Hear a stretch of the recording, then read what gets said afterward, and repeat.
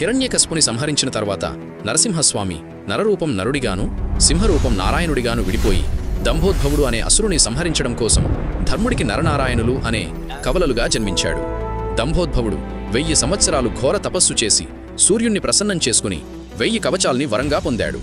ఒక్క కవచాన్ని నాశనం చెయ్యాలంటే ఆ వ్యక్తి 1000 సంవత్సరాలు తపస్సు చెయ్యాలని, దాన్ని నాశనం చేసిన వెంటనే ఆ వ్యక్తి మరణించేలాగా వరాన్ని పొందాడు. సూర్యుడిచ్చిన వరం వల్ల తనని ఎవరూ ఏం చేయలేరన్న అహంకారంతో ముల్లోకాలను ముప్పుతిప్పరు పెట్టాడు. బద్రీనాథ్లో 500 సంవత్సరాలు ఘోర తపస్సు చేసిన నరనారాయణులు దంభోద్భవుడి 999 కవచాలను నాశనం చేయడంతో దంభోద్భవుడు సూర్యుడి దగ్గరికి వెళ్లి తనని కాపాడమన్నాడు. దంభోద్భవుడిని కాపాడినందుకు వచ్చే జన్మలో సూర్యుడి అంశతో కర్ణుడిగా జన్మించమని దంభోద్భవుడితో పాటు సూర్యుడిని నరుడు శపించాడు. మహాభారతంలో సహజ కవచకొండలాలతో కర్ణుడిగా జన్మించిన దంభోద్భవుడిని సంహరించడం కోసం నరనారాయణులు కృష్ణార్జునులుగా జన్మించారు. బద్రీనాథ్లో 1 సంవత్సరం చేసిన తపస్సు 1000 సంవత్సరాలకి సమానం.